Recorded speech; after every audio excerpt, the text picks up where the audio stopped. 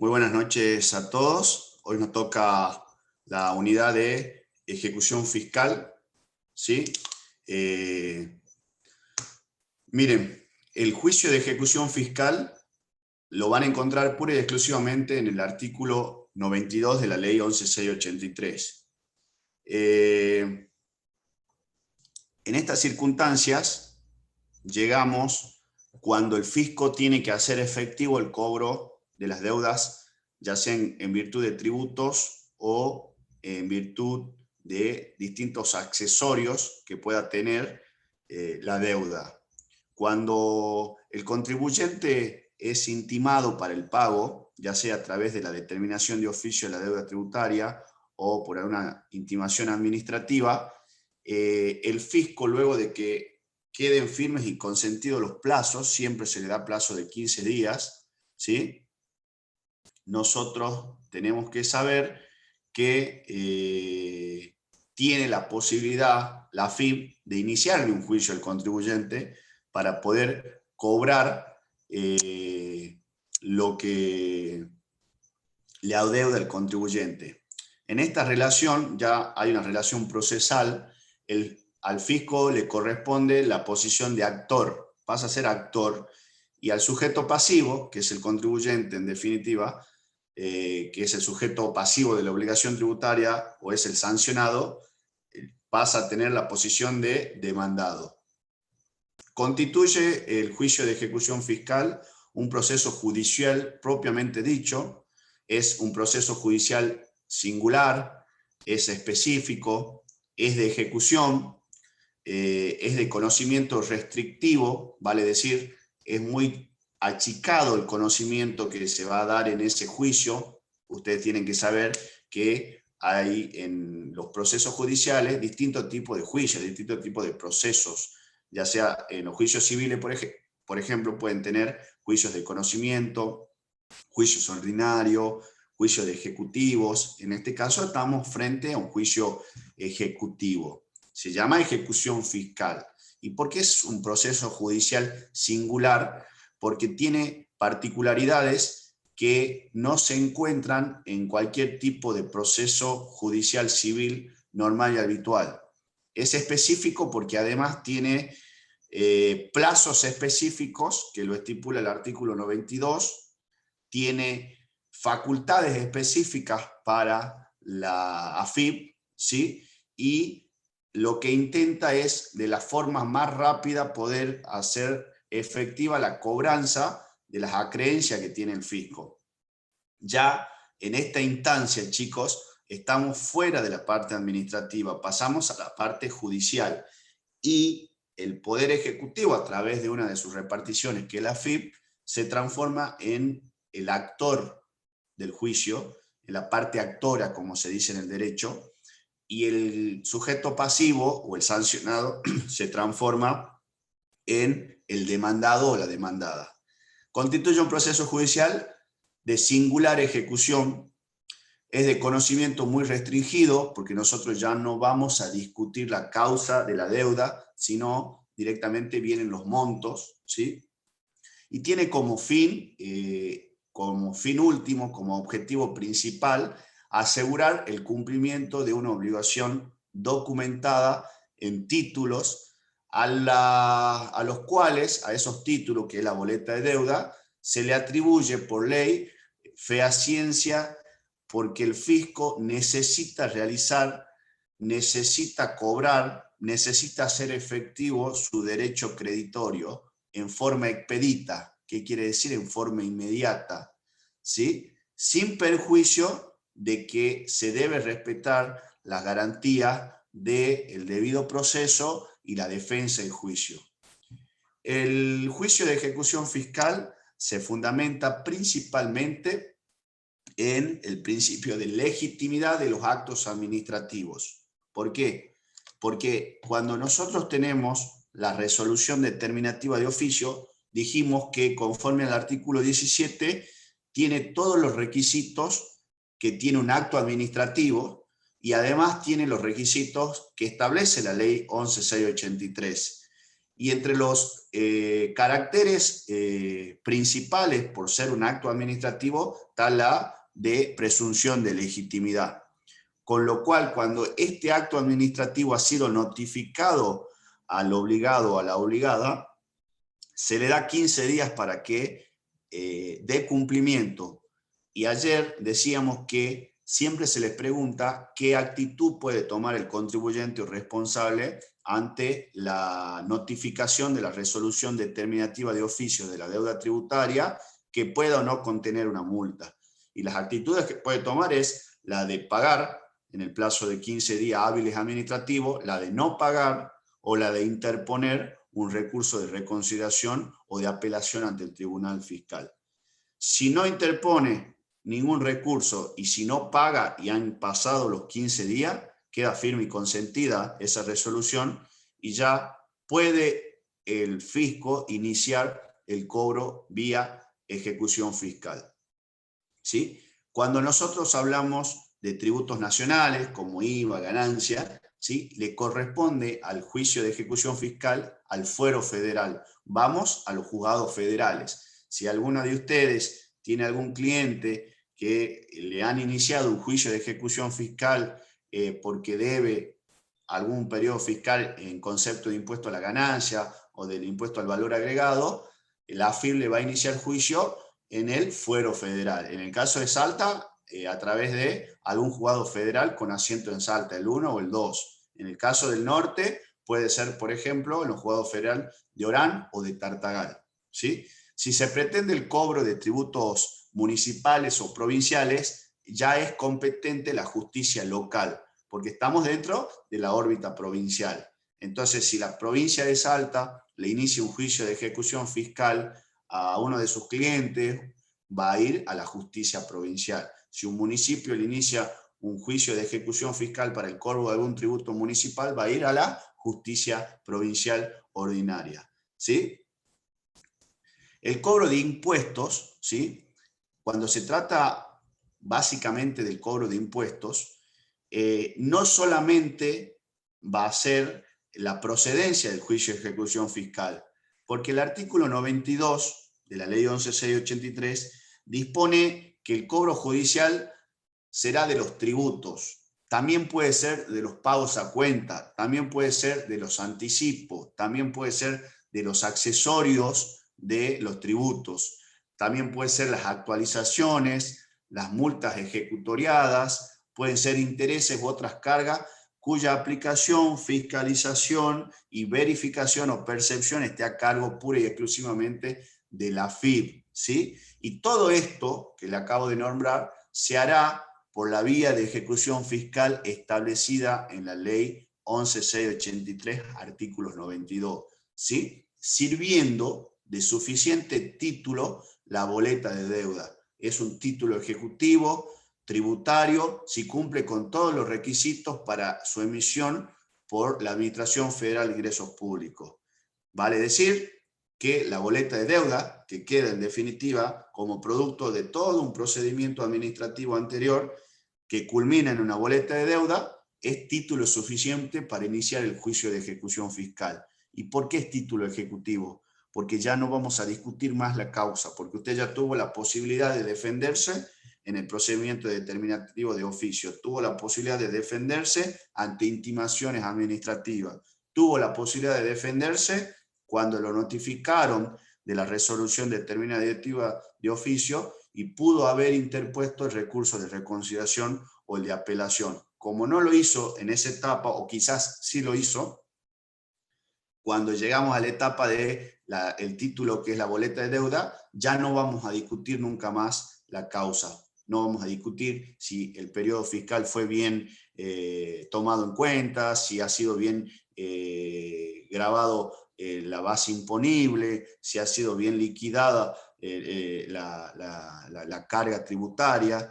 Es decir, no vamos a discutir más la causa, ¿sí? De tal forma que procede, entre otros casos, respecto de declaraciones juradas presentadas ante la AFIP también por los responsables sin el pago del gravamen. Es decir, nosotros presentamos la declaración jurada y no pagamos el gravamen, de tal forma que eso, al no pagar el gravamen, ¿sí?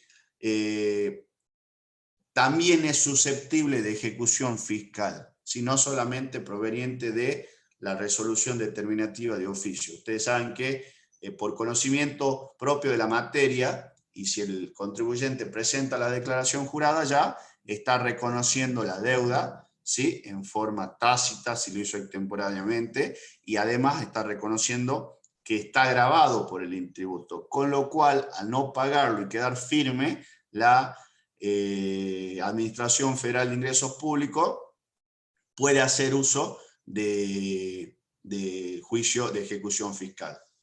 Este juicio es iniciado una vez que se ha librado la boleta de deuda, mediante la interposición de la demanda respectiva ante el juzgado con competencia en ejecuciones tributarias, ¿sí?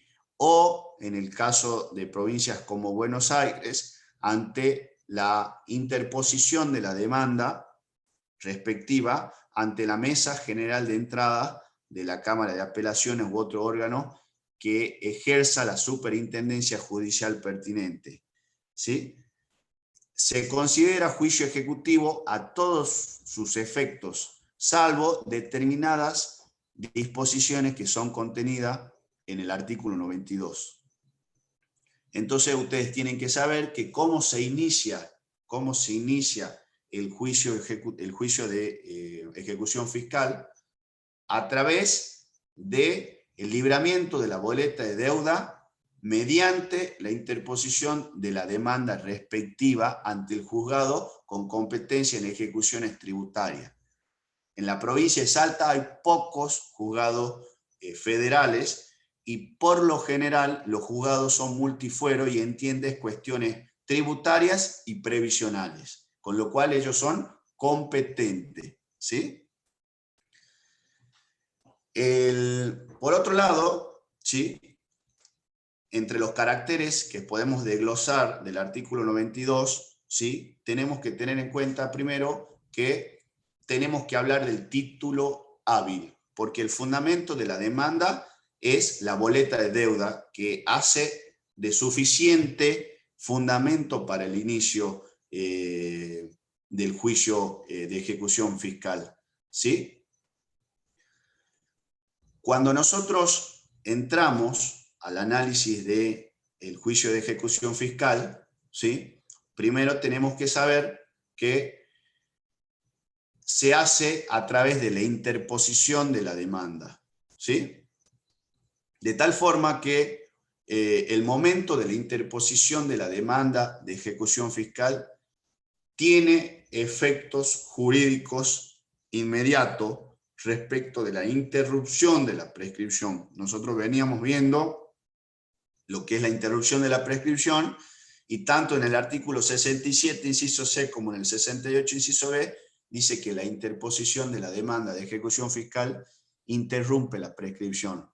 ¿Y qué dijimos? Que la interrupción de la prescripción vuelve a cero el cómputo de la prescripción, ¿sí?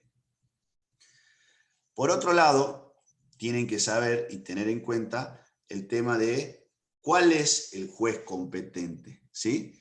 El juez competente, como le dije hace rato, ¿sí? En la provincia de Salta va a ser el juzgado federal.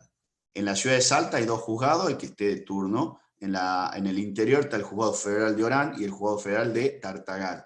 Como nosotros no tenemos otros juzgados específicos y estos juzgados son de multifueros, entienden, el juez federal de Tartagal debe entender en materia civil, penal, laboral, previsional y tributaria. Distinto es la situación de la capital federal. Por ejemplo, en la capital federal se crearon juzgados federales de ejecuciones fiscales y tributarias, ¿sí? Con jurisdicción territorial en capital federal y con competencia específica en materia de ejecuciones, ¿sí? Cada juzgado, por ejemplo, funciona con 4 secretarías es el tribunal de alzada, el tribunal que tiene un rango más para entender en las apelaciones, la Cámara Nacional de Apelaciones en lo contencioso administrativo federal. ¿Qué quiero decir con esto? Que en la provincia de Buenos Aires, en la capital federal, por ejemplo, se han creado juzgados específicos que se llaman juzgados federales de ejecuciones fiscales tributarias en la capital federal. Hay 6. En cambio, en Salta no hay juzgados federales de ejecuciones fiscales tributarias, no hay juzgados específicos, hay juzgados multifueros, pero que ellos son los competentes en esta materia. ¿Sí? La ley que yo le pedí que tengan a mano establece en su artículo 92, dice el cobro judicial de los tributos, pagos a cuenta, anticipos, accesorios, actualizaciones, multas ejecutoriadas, intereses y otras cargas cuya aplicación, fiscalización o percepción esté a cargo de la AFIP, se hará por la vía de ejecución fiscal que establece esta ley, sirviendo de suficiente título a tal efecto la boleta de deuda que expide la AFIP. Y dice, en este juicio, si el ejecutado no abonara en el acto de intimársele el pago, quedará desde ese momento citado de venta, siendo las únicas excepciones admisibles a oponer dentro del plazo de 5 días la siguiente: pago total documentado, espera documentada, prescripción, inhabilidad de título, no admitiendo esta excepción si no estuviera fundada exclusivamente en vicios relativos a la forma extrínseca de la boleta de deuda. De tal forma que ya tenemos unas primeras características de cuál es la especificidad de este juicio, las excepciones. ¿Qué son las excepciones? Son las defensas que puede oponer el contribuyente cuando ya deja de ser contribuyente y pasa a ser la parte demandada en la relación procesal contra el fisco, que es la parte actora, ¿sí? Si el ejecutado o la ejecutada no paga en el acto de intimárselo, no paga la deuda, ¿sí? Queda desde ese momento citado de venta. Esta es una oportunidad que se le concede al demandado o a la demandada para articular excepciones.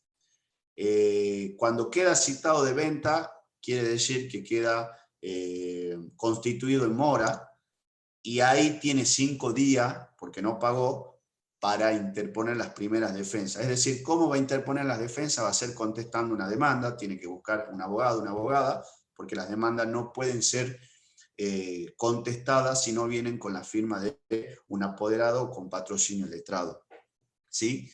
Las excepciones deben ser interpuestas u opuestas dentro del plazo de 5 días. Estos días, chicos, son 5 días hábiles judiciales, porque ya estamos en la parte judicial. No siempre condicen hábiles administrativos con días hábiles judiciales, ¿sí? ¿Y cuál es el apercibimiento si no lo hace? Que se va a continuar adelante con la ejecución, ¿sí?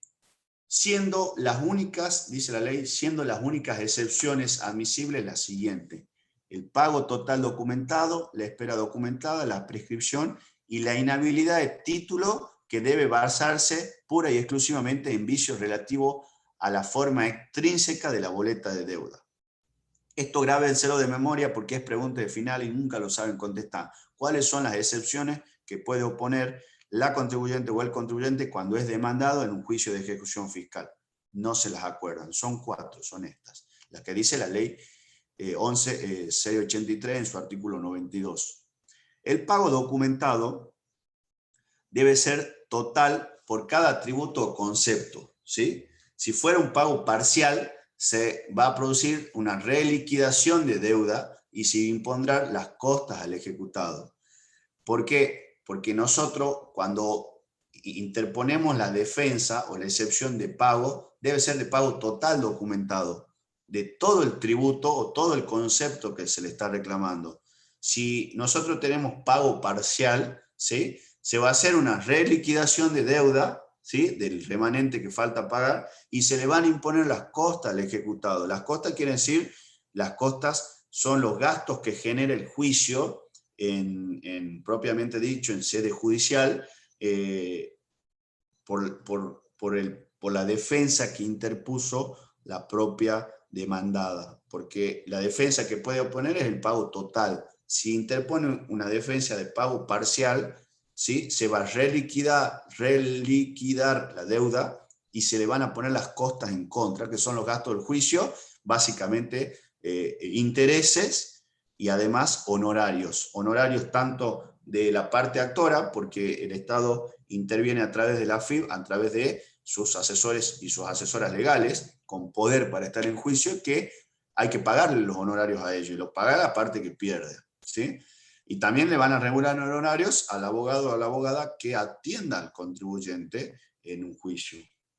La documentación que debe acreditar el ejecutado puede ser por recibo con sello de la entidad bancaria, puede ser una constancia de cajero automático, puede ser la impresión por algún programa de la Administración Federal de Ingresos Públicos en caso de que sucedan pagos como por internet, como se hace ahora en plena pandemia, ¿sí? Puede ser por certificación bancaria, puede ser por un resumen bancario donde se conste el débito automático. Cualquier tipo de medio fehaciente puede ser tomado como pago total documentado, que debe ser por el tributo o por el concepto. Vuelvo a repetir, cuando se le preguntan ejemplos de pago total documentado, cómo puede el contribuyente o la contribuyente defenderse y cómo va a oponer esa excepción a través de cualquier documentación que acredite fehacientemente, que puede ser una documentación sellada por alguna entidad bancaria, también puede ser por los cajeros automáticos, puede ser por impresión en el programa de la AFIP que sea vía internet, puede ser por certificación bancaria, resumen bancario en el cual conte el débito, pero además de que usted va a contestar la demanda y va a decir que usted pagó y pone como excepción, como defensa el pago y remite copia de esa constancia documentada, también lo que se hace es pedir que se libre oficio al banco o que se libre oficio a la AFIP para que remitan copia certificada de la operación bancaria o de la operación que ha dado pago a la obligación que se está reclamando posteriormente. No siempre nosotros guardamos los recibos de pago, entonces por ahí lo que nos pasa en el estudio es que le pedimos, aunque sea una copia simple, la presentamos o pedimos que se libre oficio a través del juzgado interviniente al Banco Macro, al Banco Nación, a donde le hagan el débito o pague por BEP algún tipo de tributo, lo cual está permitido. Si bien el artículo 92 se refiere a los pagos no comunicados a la AFIP, porque si la AFIP le está iniciando juicio es porque el pago no fue, y si realizó el pago es porque no fue comunicado a la AFIP. Entonces, si bien el artículo 92 se refiere a pagos no comunicados a la Administración Federal de Ingresos Públicos, ¿sí?, hay una resolución general que solo obligaba en su momento a comunicar los pagos cuando se los intime mediante notificaciones, liquidaciones, emplazamientos, intimaciones. Existía una obligación de hacerlo en el año 82, cuando la AFIP decía usted tiene la obligación de comunicar los pagos. Lo cierto y concreto es que muchas veces nosotros pagamos por débito o por BET, o por, inclusive antes se pagaba el monotributo en los RappiPago, ¿sí? Por otra parte, ¿qué pasa si después de iniciado el juicio de ejecución fiscal se realiza el pago? El pago es valedero, no es valedero. Lo que comúnmente pasa es que le llega la demanda, o se enteran que le va a llegar la demanda y van y pagan. Miren, los pagos efectuados después del inicio del juicio no son hábiles para fundar una excepción, es decir, no pueden ser tenidos en cuenta como la excepción de pago total documentado porque ya se inició el juicio. Usted, por su incumplimiento, motivó a que el fisco vaya a la sede judicial e inicie el juicio de ejecución fiscal. El pago que se realizó con posterioridad al inicio del juicio no es hábil para fundar la defensa de pago total documentado. No quiere decir que no sea válido el pago, no es válido para fundar la defensa de pago total documentado, ¿sí? Más allá de que una vez que se acrediten en el expediente puede proceder a su archivo o puede proceder a la reducción del monto demandado con costas a los ejecutados. ¿Qué quiere decir esto? Cuando usted paga después de iniciado el juicio de ejecución fiscal, no puede interponer la defensa de pago total documentado, ¿sí? El juicio va a continuar, pero puede incorporar y pedir que se libre oficio la acreditación de ese pago realizado, lo cual puede terminar en que el proceso vaya a archivo, pero las costas lo mismo van a ir en contra del demandado como principio general, porque por su incumplimiento se llegó a iniciar un proceso judicial, ¿sí? Procederá a su archivo o la reducción del monto demandado con costas a los ejecutados. Esto se establece el marco normativo, ¿sí?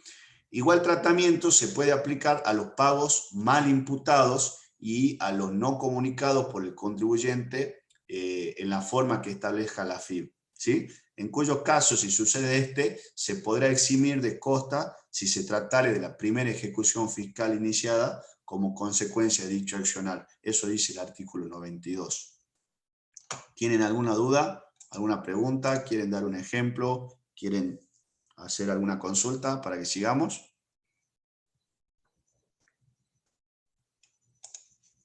Bueno, parece que entendieron todo, chicos.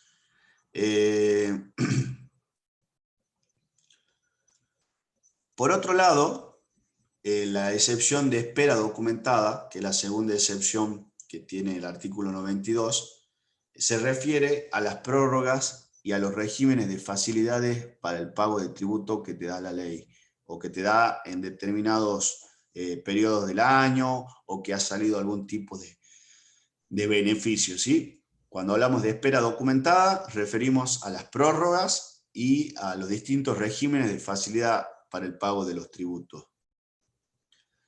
Respecto a la excepción de prescripción, esta queda a cargo del ejecutante la demostración de las causales de suspensión o interrupción, ¿sí? ¿Qué quiere decir esto? Si usted interpone la defensa de prescripción como demandado, cuando se le corra traslado de la contestación de demanda a la FIP debe demostrar que han habido causales que han suspendido o que han interrumpido la prescripción liberatoria, ¿sí? Entonces, nosotros cuando defendamos a nuestro cliente que ha sido demandado en un juicio de ejecución fiscal, lo que vamos a hacer es, si corresponde la excepción de prescripción, interponer la excepción de prescripción y decir, señor juez, señora jueza, este tributo que se me está reclamando ya ha prescripto porque el último acto administrativo procedimental fue en tal fecha y a la fecha de interposición ya estaba prescripto. De tal forma que cuando se haga esa contestación de demanda y esa defensa, cuando se le corra vista de las defensas interpuestas por el demandado, la AFIP, que es la ejecutante, ¿sí?, debe demostrar las causales de prescripción y de interrupción. Luego hablamos de que la cuarta excepción, ¿sí?, es la inhabilidad de título que se debe fundar en cuestiones extrínsecas de la boleta de deuda, ¿sí? Reviste el carácter de forma extrínseca de la boleta de deuda, por ejemplo, el lugar y la fecha de otorgamiento, la firma del funcionario actuante competente, la indicación del acto administrativo por el cual se libra, la indicación del deudor, si se tratara de responsable solidario, el motivo de la responsabilidad, el importe líquido y el concepto de la deuda. El requisito riguroso de las formas extrínsecas ha sido atenuado por la jurisprudencia cuando falta uno de los recaudos básicos, como lo es la existencia de deuda exigible, ¿sí? Puede ser también encuadrada en la excepción, en la defensa de inhabilidad de título la falta de legitimación pasiva, por no tratarse de la persona obligada al pago en la medida en que se acredite fehacientemente. Esto es importante que sepan, porque al haber 4 tipos de excepciones únicamente, y si la boleta de deuda tiene un error extrínseco, como por ejemplo, está dirigida a la persona equivocada, ¿sí? Nosotros podemos decir que hay un vicio extrínseco de la boleta de deuda porque hay falta de legitimación pasiva. ¿Qué quiere decir esto? Que usted que ha sido demandado y que pretende ser ejecutado no es la persona correcta. De tal forma que donde metemos la falta de legitimación pasiva, que es una defensa que estipula el Código Procesal Civil y Comercial de la Nación y de la provincia, lo interponemos a través de la inhabilidad de título, ¿sí? No son de aplicación al juicio de ejecución fiscal las defensas, las excepciones previstas en el segundo párrafo del artículo 605 del Código Procesal Civil y Comercial de la Nación. Esto lo dice el artículo 92, ¿sí? De tal forma que si nosotros hacemos una interpretación rigurosa, el artículo 605, ¿sí?, tiene no solamente el segundo párrafo, sino también el primer párrafo. Y la ley 11.683 en su artículo 92 dice que no serán procedentes las excepciones del segundo párrafo del artículo 605 del Código Civil y Comercial de la Nación. Por lo cual, si nosotros damos una interpretación restrictiva y al contrario sensu, sí pueden ser aplicables las excepciones del primer párrafo de la norma, del artículo 605 del Código Procesal Civil y Comercial de la Nación. Es decir, pese al carácter taxativo que tiene la norma que estamos estudiando, y que surge a simple vista del artículo 92, ¿sí?,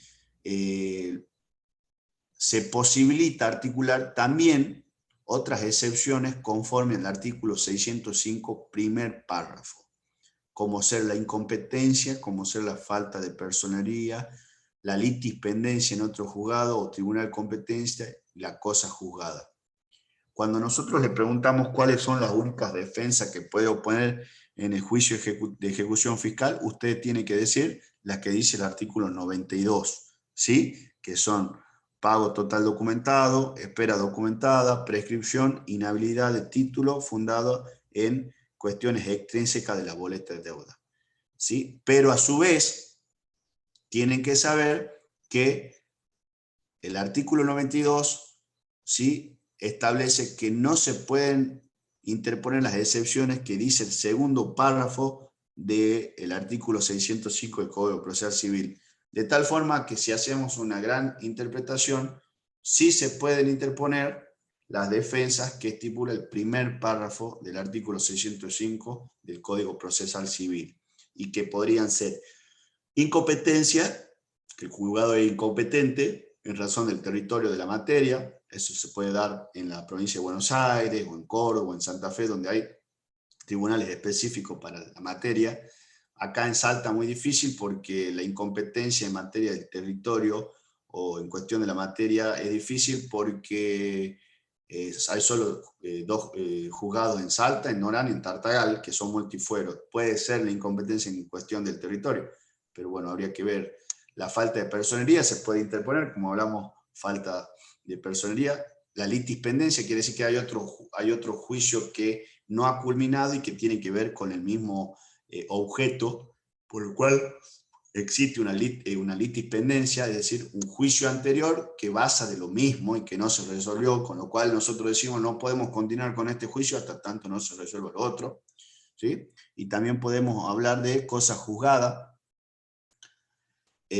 conforme a la interpretación del artículo 605, primer párrafo. Vuelvo a repetir, las excepciones que se pueden interponer en el juicio de ejecución fiscal conforme al artículo 92 son 4: pago total documentado, espera documentada, prescripción e inhabilidad de título fundado en cuestiones extrínsecas de la boleta de deuda. Y se pueden articular además las excepciones que contempla el primer párrafo del artículo 605 del Código Procesal Civil y Comercial de la Nación, que podría ser la incompetencia, la falta de personería, la litispendencia, en otro juzgado o tribunal competente, la cosa juzgada, entre otros. ¿Alguna duda, chicos? No, También, profe.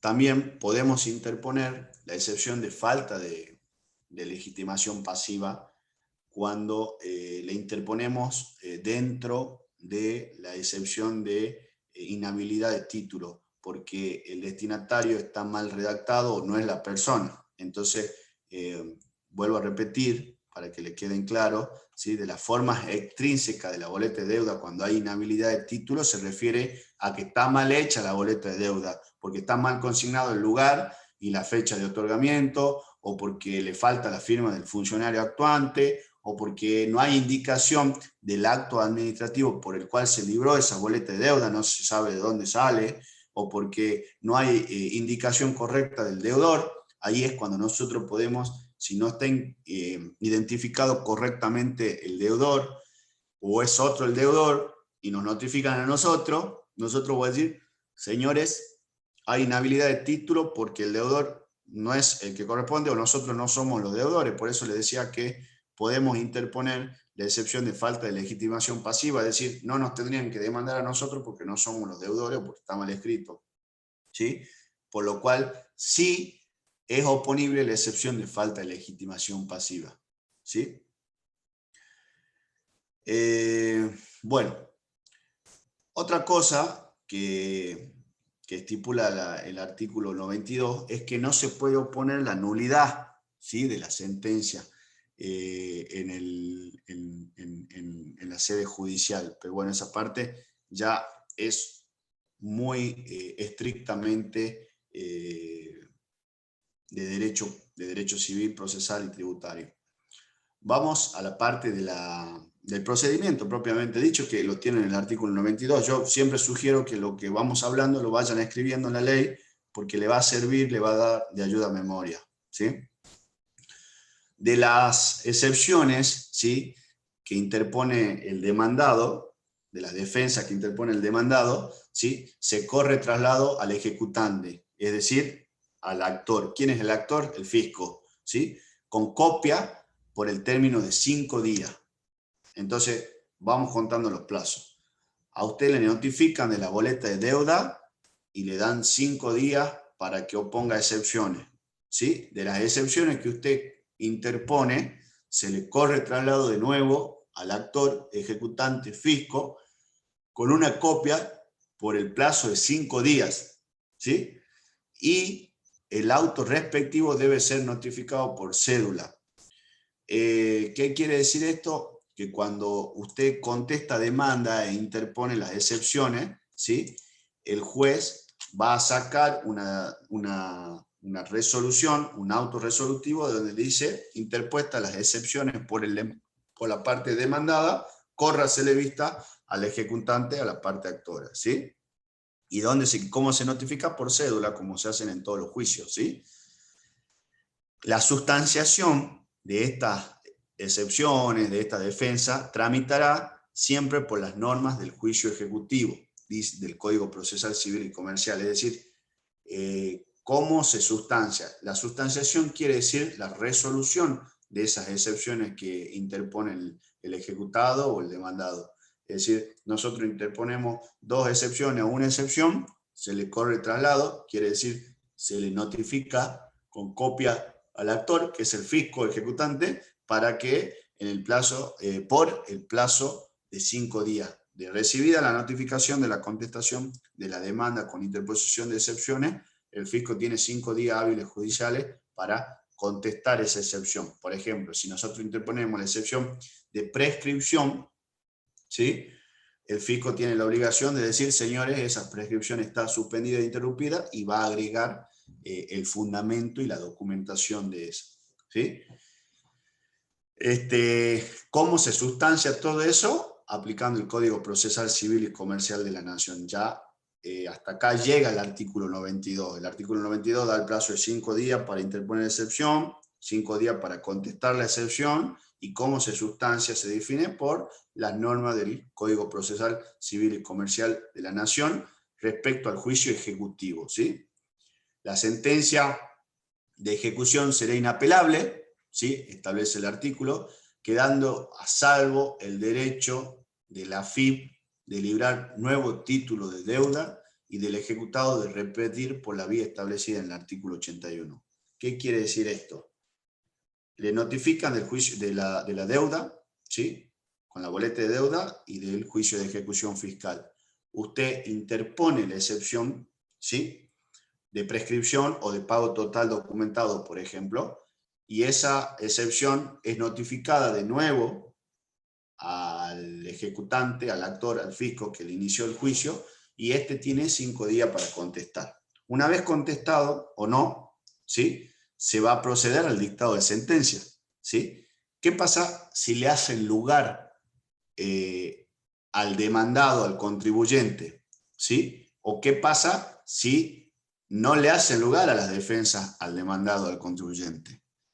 A esto quiero llegar cuando se dicta sentencia, que haciéndole lugar totalmente a la demanda, haciéndole lugar parcialmente a la demanda o rechazando la demanda, sale una sentencia.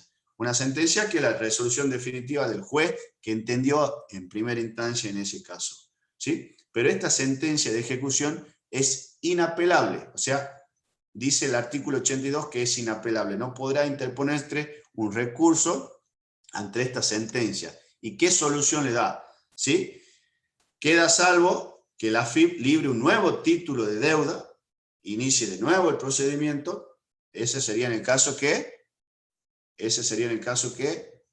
haya perdido el fisco, ya sea en total o parcialmente.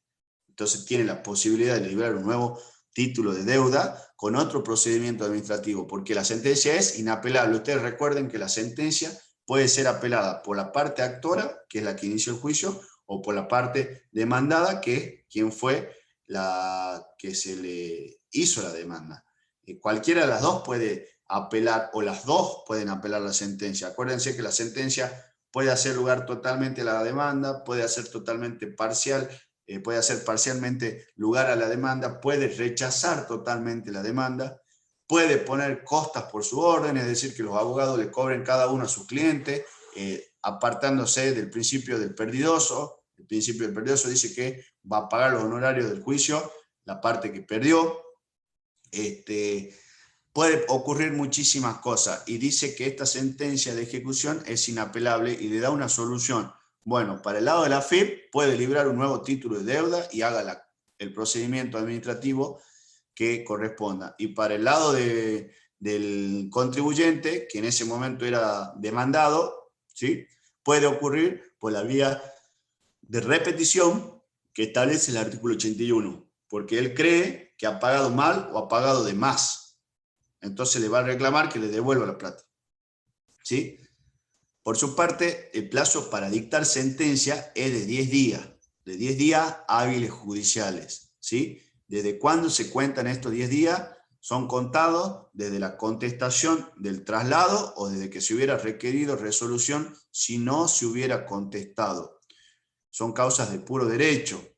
O desde la clausura del periodo probatorio. Acá quiero llegar. Tienen 10 días hábiles judiciales para contestar, para dictar sentencia al juzgado. ¿Desde cuándo se cuentan esos 10 días? La primera oportunidad que puede ocurrir es que desde el momento de la contestación del traslado. Por ejemplo, le interponen la demanda y a usted que está escuchando la notifican de la demanda y le dan 5 días. Usted contesta demanda, interpone defensa, se corre traslado, contesta la AFIP.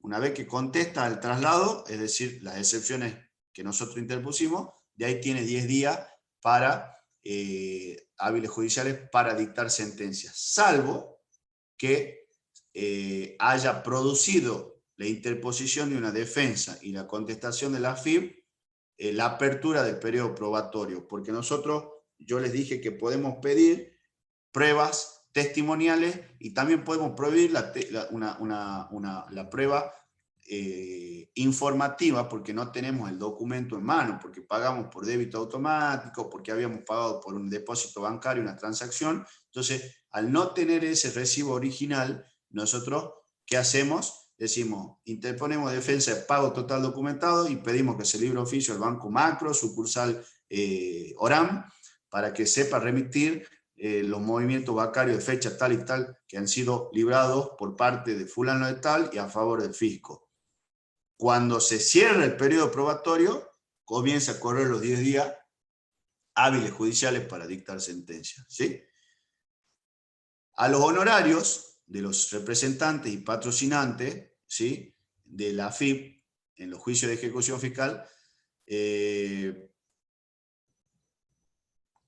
prevé el artículo 92? Y esto es algo muy excepcional, ¿sí? Que ahora lo vamos a leer, porque esto no se da en todos los juicios, ¿no? ¿Qué prevé el artículo 92 de la ley 11.683? Que los honorarios de los representantes y patrocinantes de la AFIP puedan ser estimados administrativamente. ¿Qué quiere decir esto? Que los honorarios que se le debería pagar al abogado o a la abogada o a los patrocinantes de la AFIP, una vez que culmine este proceso, ellos dicen cuántos serían sus honorarios, con una estimación administrativa que es notificada a la parte demandada. Y si la parte demandada no está de acuerdo, ¿sí?, se va a pedir que la regulación de honorario, en definitiva, la haga el juez conforme a la ley de aranceles. ¿Pero por qué llama poderosamente la atención? Porque ya estamos en sede judicial, ante una autoridad competente, donde además interviene el fiscal civil federal o la fiscal civil federal, y donde además se debería aplicar las normas arancelarias en todo juicio conforme a las tabulaciones que existen. Pero como la ley 11.683 es tan buena para la AFIP, le permite hacer una estimación administrativa de los honorarios que creen los abogados de la AFIP deberían cobrar, lo cual son notificados a la parte demandada. Y por lo general la parte demandada, calculo yo que se va a oponer siempre y cuando sea perjudicial para ellos, ¿sí? ¿Qué pasa si no se han opuesto excepciones dentro del plazo legal? Es decir, notifican de la demanda, usted no paga y tampoco interpone excepciones en el tiempo de los 5 días hábiles judiciales, ¿no? El juez, en este caso, sin otra sustanciación, es decir, sin otro trámite judicial, ¿sí?, debe pronunciar la sentencia que estipula la ley de forma que es el Código Procesal Civil y Comercial de la Nación. Dice, se pronuncia la sentencia de remate, porque estamos ante un juicio ejecutivo, ¿sí? En concordancia con el artículo 92 de la ley 11.683, se sostiene que vencido el plazo, sin que se haya opuesto excepciones, procederá el dictado de la sentencia, dejando expedita la vía de ejecución del crédito reclamado, sus intereses y costas, ¿sí? El representante fiscal, dice la ley, en el artículo 92, practicará liquidación y la notificará al demandado por el plazo de 5 días, durante el cual el demandado, la parte demandada, que es el contribuyente, podrá impugnarla ante el juez. Esto es lo que yo les decía, es algo excepcionalísimo que pueda hacer una liquidación de honorarios administrativa y pasársela al demandado. Es una posibilidad que le da, quizás por ahí sea beneficioso para el demandado o la demandada porque les resulta menos, pero bueno, es una posibilidad que le da. ¿Cómo es el procedimiento? Practica, una vez que sale la sentencia, el abogado o la abogada de la AFIP practica una liquidación estimativa administrativa y la notifica al demandado por el plazo de 5 días, ¿sí?, durante el cual el ejecutado la podrá impugnar o no. Si le impugna y no hay acuerdo de voluntades, el juez aplicará, o la jueza aplicará la ley de aranceles, ¿sí?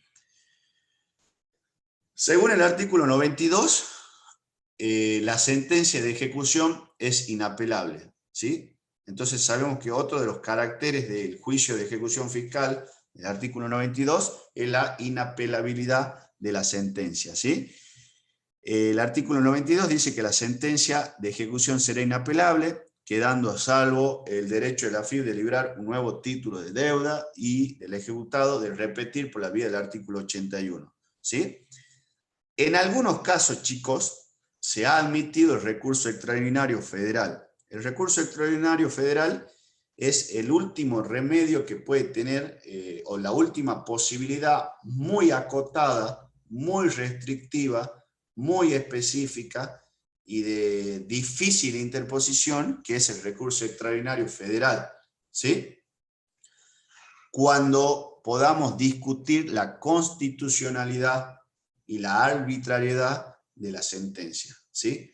La regla general es que la sentencia del juicio de ejecución fiscal es inapelable.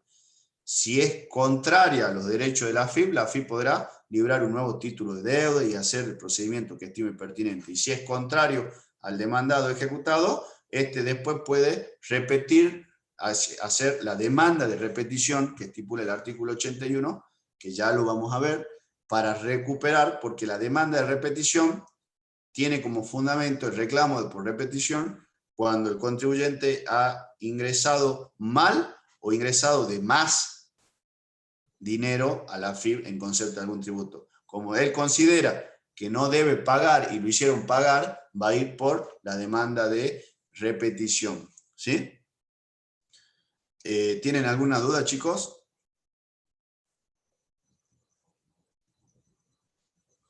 Bueno, puede pasar, ¿sí?, que se discuta los honorarios que ha librado la ejecución fiscal. No es poco lo que yo le estoy diciendo, porque por lo general los honorarios se regulan conforme al monto total del juicio. Entonces, si usted tiene un juicio de ejecución fiscal de 2, 3, 4, 5 millones de pesos, los honorarios van a ser realmente muy altos. ¿Sí? Van a rondar, dependiendo cómo han sido los tiempos procesales y cómo trabajó el abogado o la abogada, y cuánto tiempo, van a rondar entre el 12, el 15, el 20% puede ser. Entonces, la discusión basa en que si esta sentencia de honorarios puede ser recurrida. ¿Sí? La Corte de Justicia en el año 2006, ¿sí?, por amplia mayoría admitió la apelación de honorarios en los juicios de ejecuciones fiscales, ya que lo que hace a la excepcionalidad de la apelabilidad se supone solo a la parte de fondo, no a la parte de honorario, es decir, a lo que se pretendió cobrar. ¿Sí? Y esta excepcionalidad en la inapelabilidad debe ser interpretada de manera muy restrictiva por un imperio constitucional. ¿Sí? Y en este caso dijo la Corte que el legislador, cuando creó la ley 11.683 y el artículo 92, dejó a salvo los derechos del ejecutante y los derechos del ejecutado respecto de los honorarios. ¿Sí? Y este criterio restrictivo no debe extenderse a la regulación de honorarios. En todos los juicios, chicos, se discute mucho la cuestión de fondo, pero también la cuestión de honorarios. ¿Sí? Los honorarios, la sentencia que regula honorarios, muchas veces es discutida por una de las dos partes porque le beneficia o le perjudica. ¿Sí?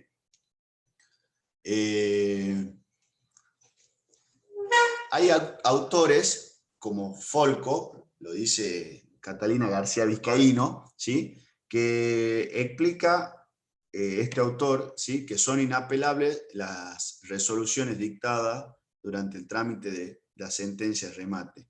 Pero bueno, esto es una cuestión ya muy doctrinaria de derecho, que no atañe a la cuestión nuestra.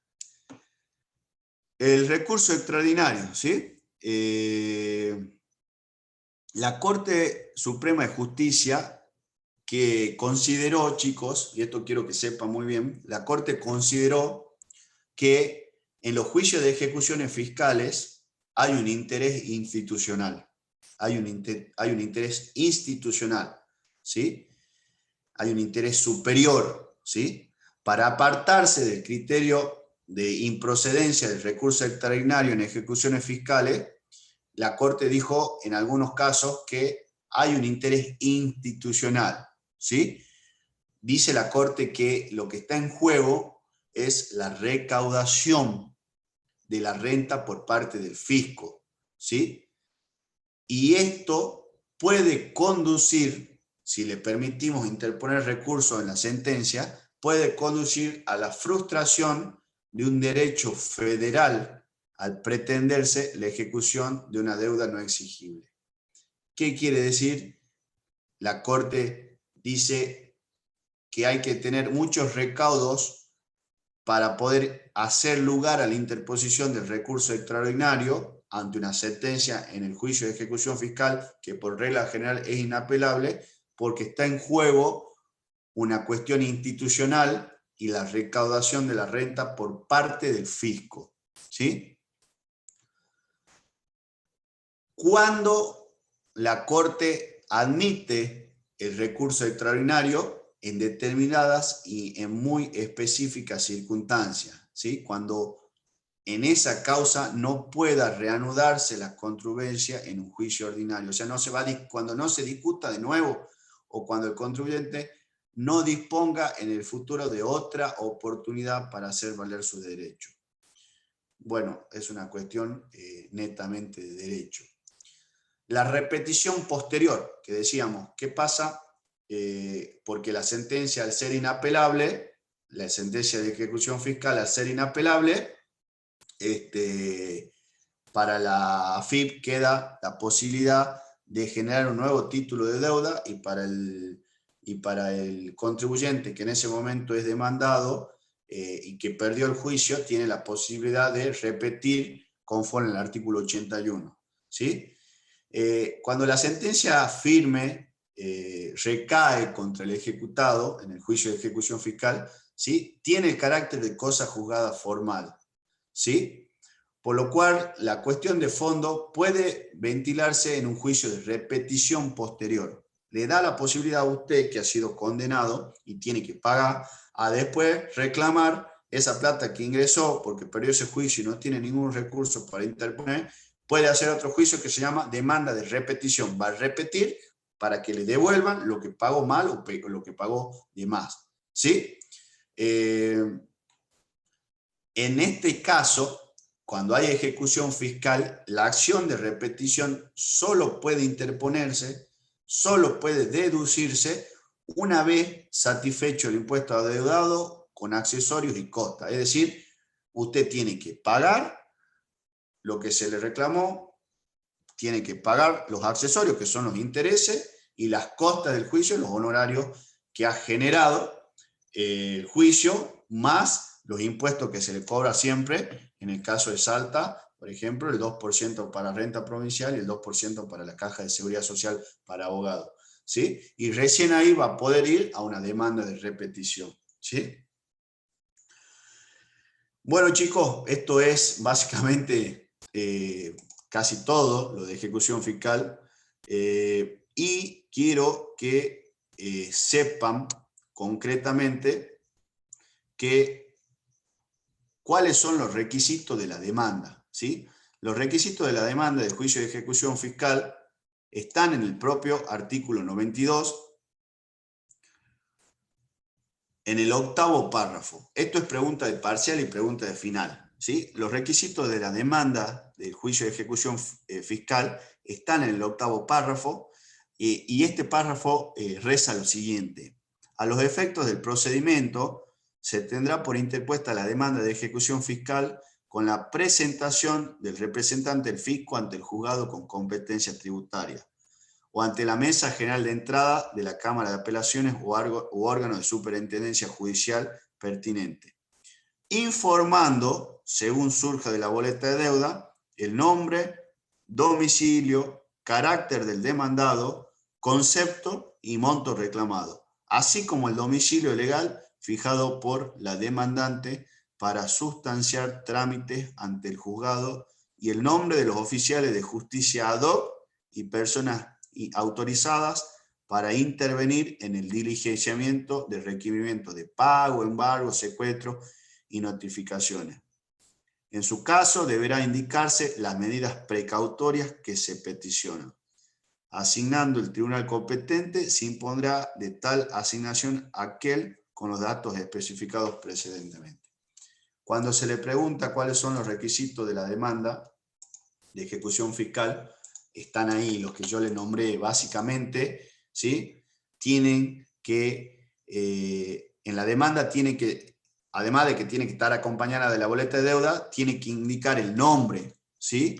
Tiene que indicar el domicilio y el carácter del demandado, ¿sí? El concepto y el monto reclamado, tiene que indicarlo, y tiene que indicar el domicilio legal fijado por la actora, que es la demandante, para sustanciar los trámites. Y tiene que estipular, además, la demanda, ¿sí? El nombre de los oficiales de justicia ad hoc y personas autorizadas para intervenir en el diligenciamiento de los requerimientos de pago e embargo, ¿sí? Y si va a poner alguna medida precautoria, como la inhibición general de bienes, por ejemplo, debe indicarse qué medida precautoria se va a peticionar, ¿sí? Esos son los requisitos de la demanda. Cuando le preguntan qué debe contener la demanda de ejecución fiscal, la boleta de deuda, ¿sí? El nombre, el domicilio y el carácter del demandado, ¿sí? Si es contribuyente, si es responsable principal, si es solidario, si es sustituto, si es subsidiario, el concepto y el monto reclamado, qué se reclama y en concepto de qué, ¿sí? Y debe denunciar, es decir, debe consignar en la demanda el domicilio legal que fija la FIP. Vale decir, esto es una característica y un requisito sine qua non de cualquier demanda, ¿no? Cuando el actor interpone una demanda, debe poner el objeto, debe poner las personas que intervienen, los abogados, y debe constituir domicilio procesal. Bueno, en este caso es lo mismo. La diferencia es que, como es un juicio específico, las normas están estipuladas específicamente en el artículo 92, ¿sí?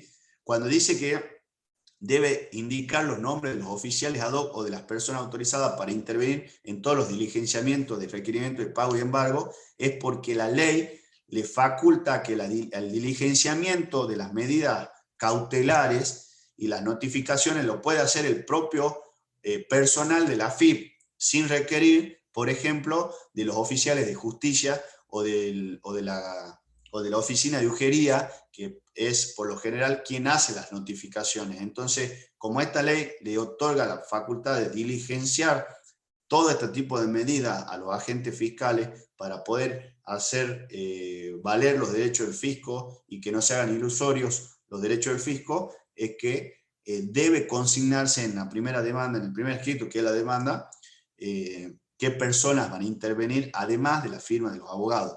O capaz que la misma persona, el mismo abogado o la misma abogada que interviene, quien va a diligenciar, ¿sí? Y debe indicar además la demanda qué medidas precautorias se van a peticionar. Esto ha sido, bueno, un progreso con la nueva modificación de la ley, porque antes podían pedir embargo sin requerimiento judicial. Ahora necesitan peticionarlo como en cualquier proceso. Vuelvo a repetir cuáles son los requisitos que tiene que tener la demanda de juicio de ejecución fiscal, ¿sí?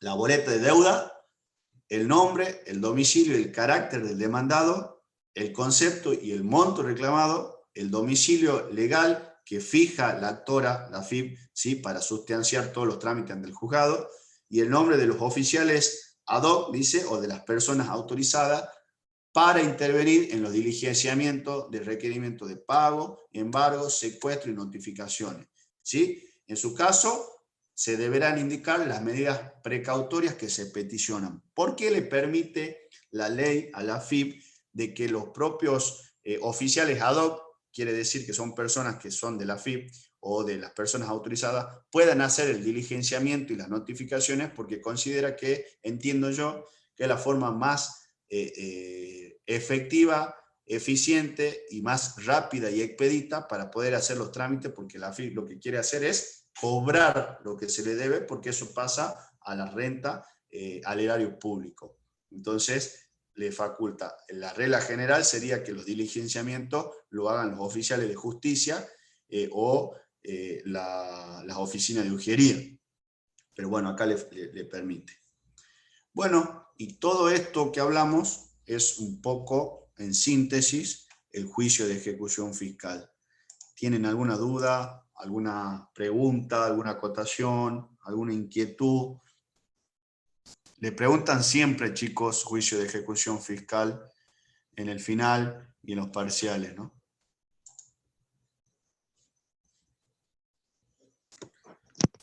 Profe, Sí. ¿puedes dar un ejemplo de un pago mal realizado ¿En qué después caso? del iniciado el juicio? Después de que se inició el juicio.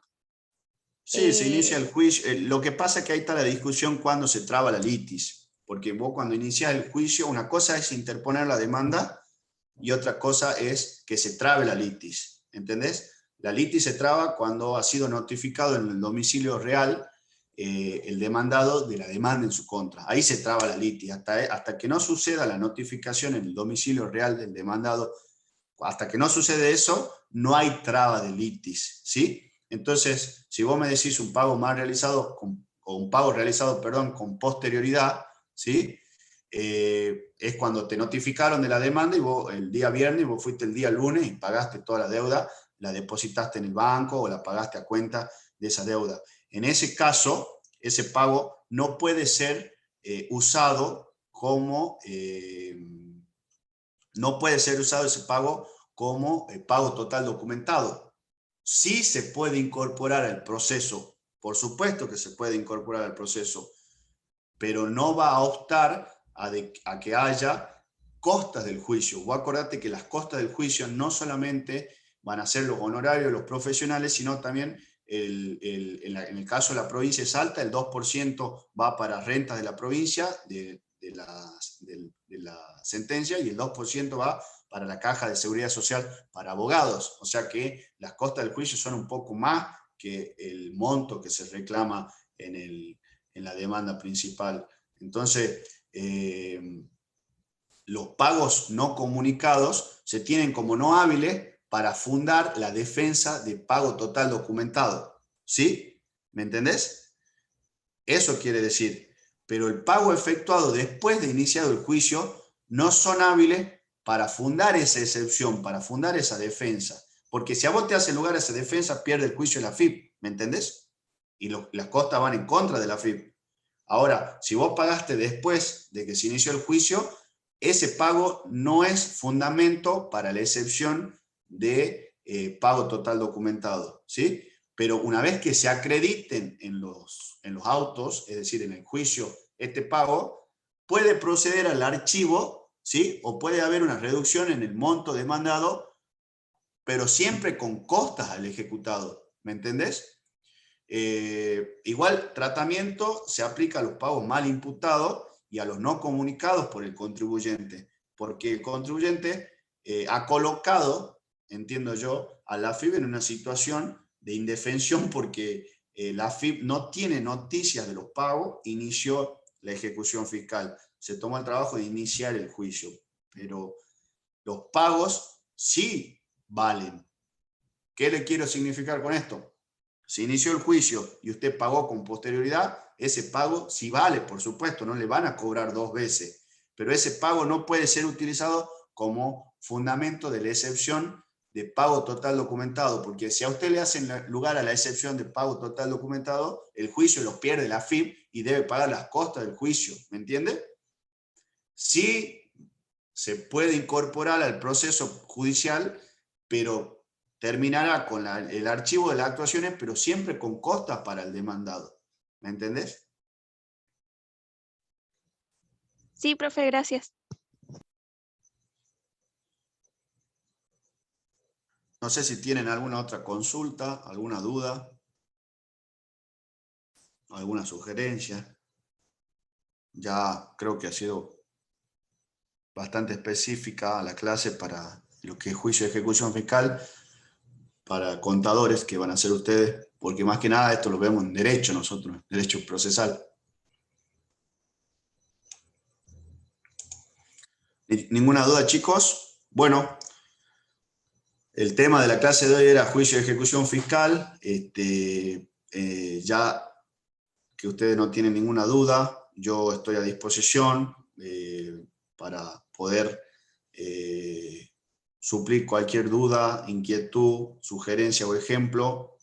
Voy a subir casos de verdaderos o falsos de las bolillas que se han dado para que les sirva de práctica a ustedes, para que tengan para los parciales y para el final.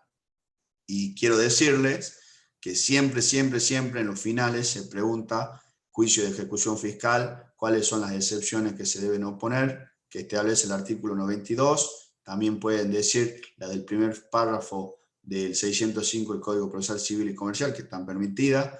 Se le pregunta cuáles son los requisitos de la demanda. Se le pregunta si la de sentencia en los juicios de ejecución fiscal son apelables o no. Ya saben que no, es inapelable por regla general. Se le pregunta qué pasa con los pagos realizados después de iniciado el juicio o los pagos no comunicados, qué puede pasar. No quiere decir que no valgan los pagos sí valen, chicos. Lo que no puede hacerse es utilizar ese pago no comunicado o posterior como fundamento de la defensa o excepción de pago total documentado.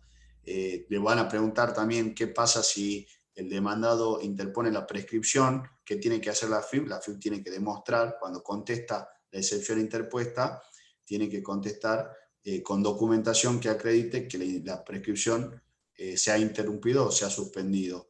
También le van a preguntar qué significa inhabilidad de título, y le dije cuando hay errores en los datos de la boleta de deuda.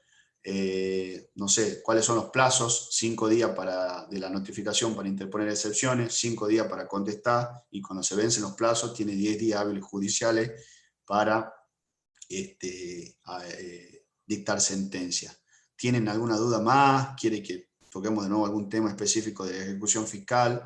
Espero que le haya servido la clase, espero haber sido claro, porque son cuestiones muy de fondo de derecho y derecho procesal, que no es para contadores, digamos. Pero bueno, no sé, a disposición, chicos.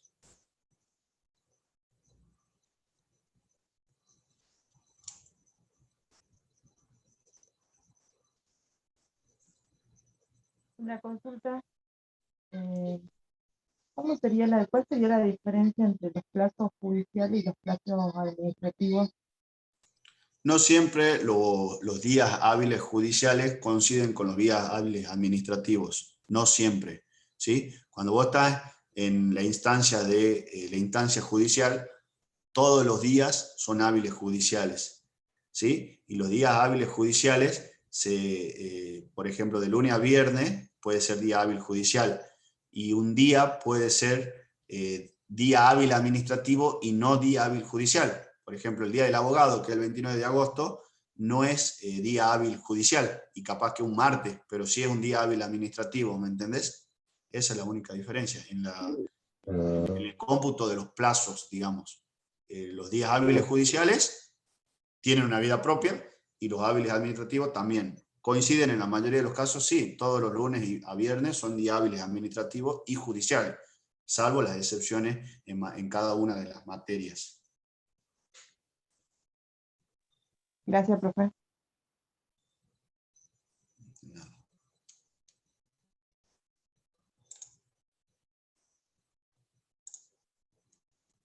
¿Alguna otra duda, chicas, chicos? Les vuelvo a repetir que es un tema que le van a tomar sí o sí en el final, ¿no? Juicio de ejecución fiscal.